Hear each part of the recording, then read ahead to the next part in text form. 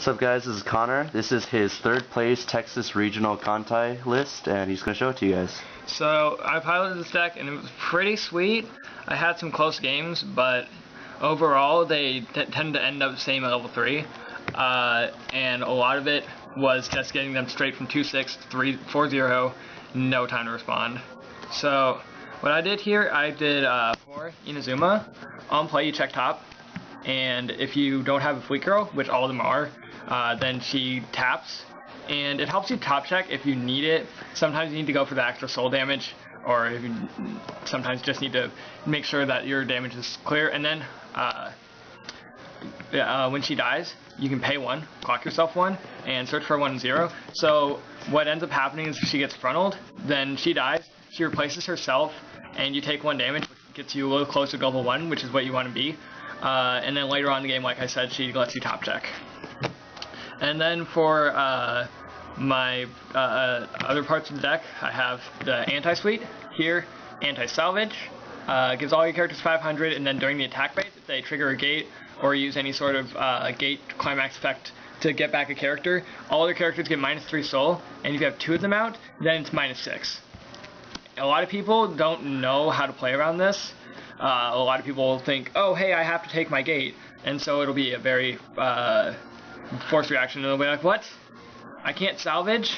And so they get -6 soul for that turn, and then they know to not salvage for the rest of the game. It can save you sometimes, because you'll be able to get an extra search off, or be able to get this effect off if you need to.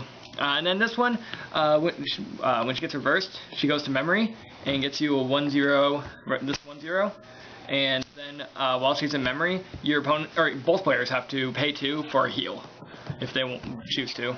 Awesome. Finally, I have 3 Suiciders to deal with big threats and 1 Brainstormer. Haven't found much use for it, but it's a decent one-of in case I ever have to get the Brainstorm off. I didn't really do it much at the regional, but I've been finding myself having to do it more and more often. For my level 1 lineup, I have 4 Shimakaze, all foil, and what she does, she combos with a 2k1 to Omniverse Search, and she is the heart of the deck. You get her off when your opponent's level 0 and you're level 1, you search enough and you can just win games off that, because you'll have so many more cards in hand than your opponent. Definitely. This card is bonkers. I don't know why they printed it. It's too good. Then I have 4 of this. When the level 0 this is in memory. She gets plus 1,000, so she goes 106k. And that changes into the 1, right? Yeah, it does change into this one on reverse. So you can get this out of level 0, and you beat any level 0 board with it, and it can carry you through level 1, because a lot of level 1s don't hit up to 7k. And if you need to, you can get up to 9k with the 2k one. It's not difficult to get up to the 9k. Sometimes you do want to leave this as a 7k, and still fine, because you can still get this up to 9.5, whatever you need to do. I have 2 searchers.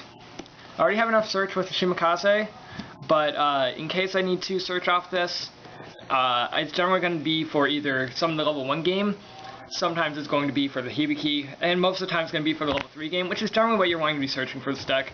A lot of the deck focuses on level 3 compared to level 2. Unlike a lot of English decks, such as, say, what is it, Sword Art, the Silica build, or Love Live wants to get their 2-1 Umi off, and this deck generally wants to be doing it 3, so you most of the time want to be searching for your 3s. Gotcha.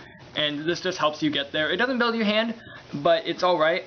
And then you pay 2, and you get this off from your waiting room, if you want to, when it goes to waiting room. You don't have to. It's not really great to do it, but you can do it. Gotcha. Then I have 2 Clock Encore.